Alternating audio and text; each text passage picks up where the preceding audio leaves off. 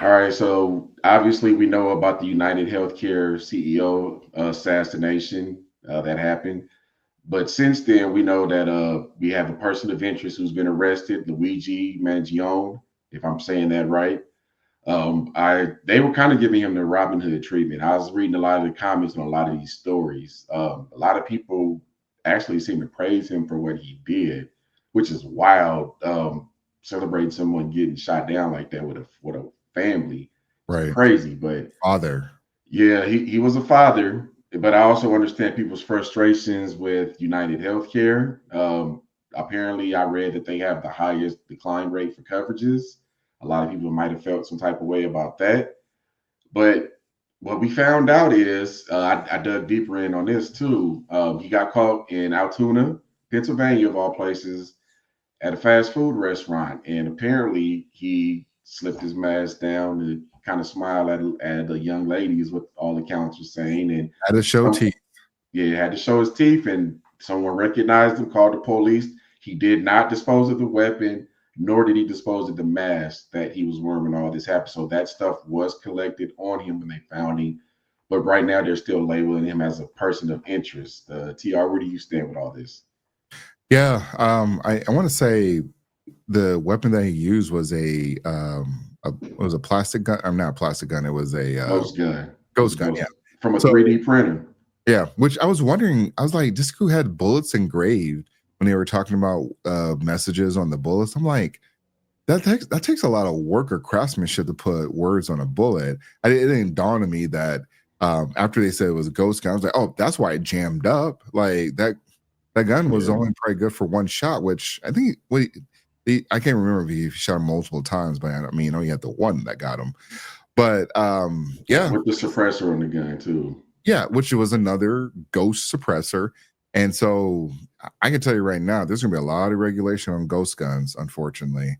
But going back to this guy, his downfall was showing teeth, trying to, slip digits to some chick, some barista, and that's what got him caught up.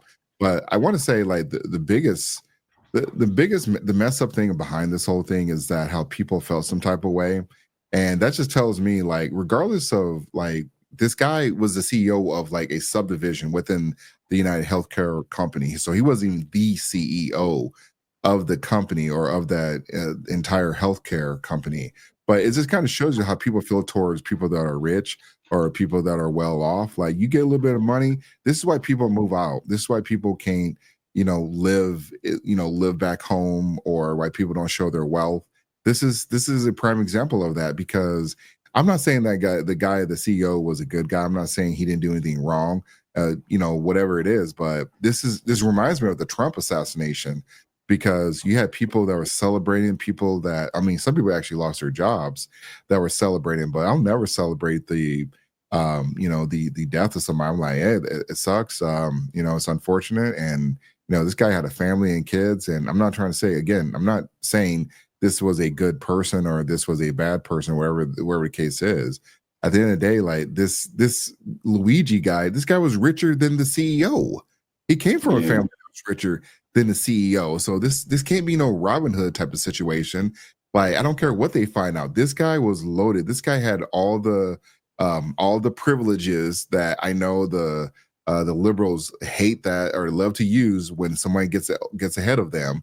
This guy could have been the CEO of the United Healthcare, like, at some point down the road. Like, this is what I don't understand, is how this is the people's hero, the people's champ. And this guy, I saw a picture where they had him posted. This guy like wet himself.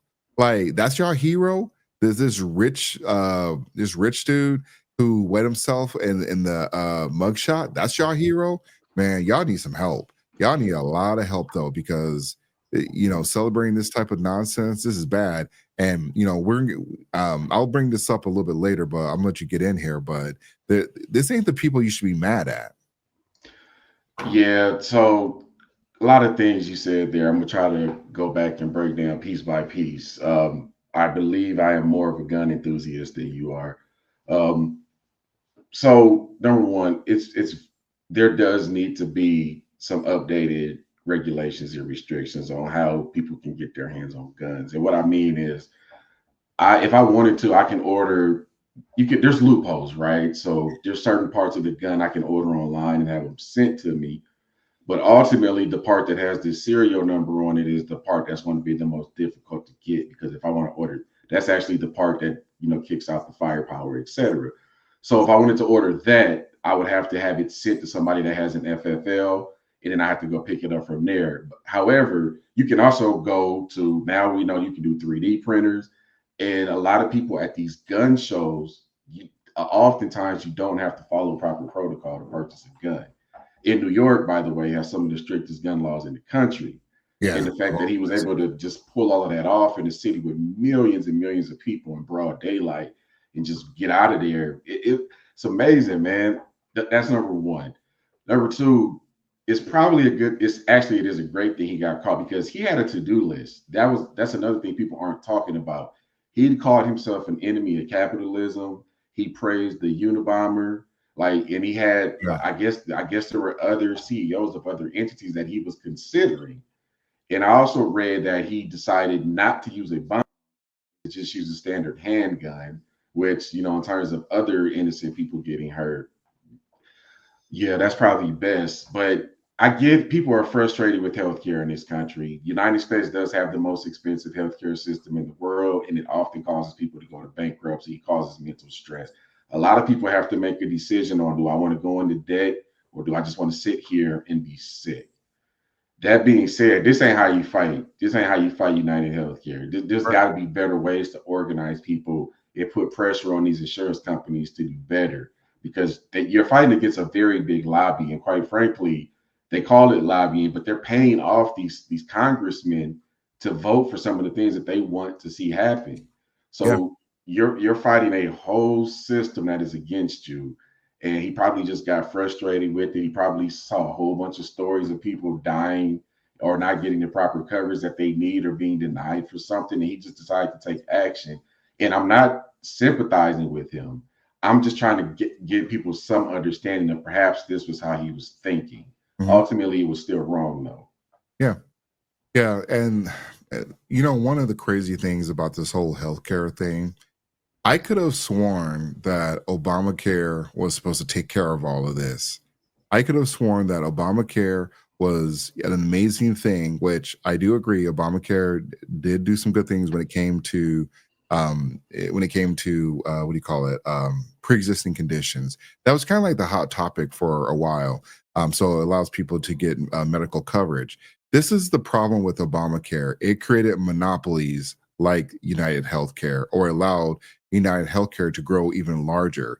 All of these smaller healthcare companies got pushed out. They couldn't compete with some of the mandates that were required through Obamacare, and it created monopolistic healthcare companies where you had, I don't know what was the company, but they rolled out that they were going to change the anesthesia, and they rolled it back.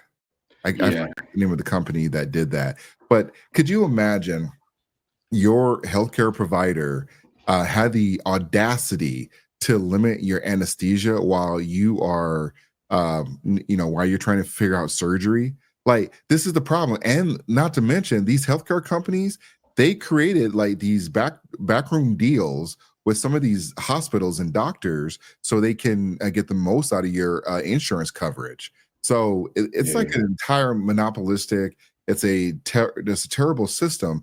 People are absolutely right. But again, this all started to happen after Obamacare was put into play. So you can love Obamacare, but you got to be honest about all the other things that Obamacare created along the way so people with pre-existing conditions could live. So if you have a problem with that, then you got to make a choice about what type of coverage you need. So do you want this type of coverage? Because if people are saying the medical coverages and medical coverages and deductibles and is expensive, blah, blah, blah.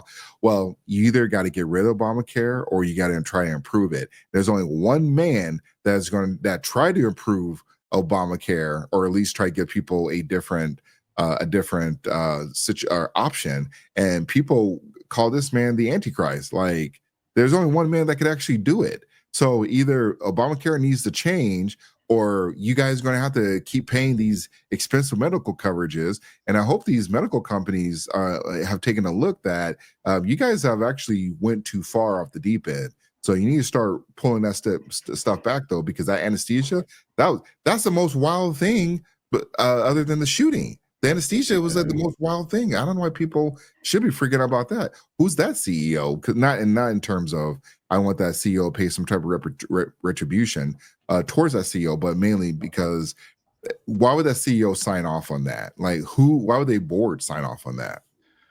Yeah, that was Blue Cross, by the way, that backtracked on not covering the anesthesia. I'm gonna shock y'all a little bit because this is one of the areas where I actually consider myself to be liberal.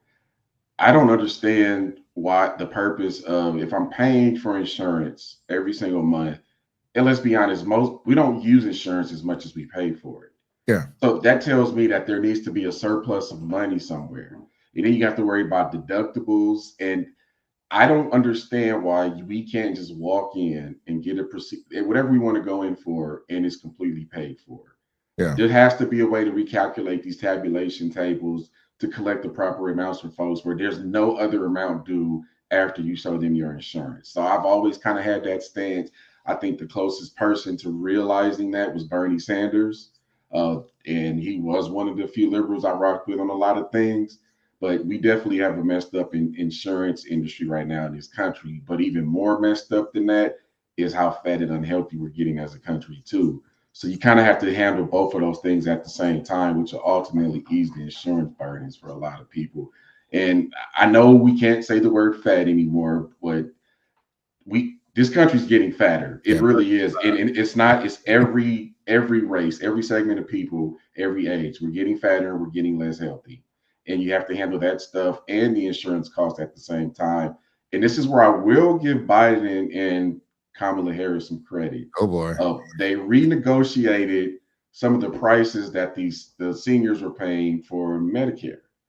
And let me give you an example of how important that is. So I have an elder person who's close to me who was in the hospital for an extended amount of time. When I looked at the itemization of her medical bills, I think they charged her like $600 for a bottle of ibuprofen. Like these are the types of things that they're doing to people and getting over like that.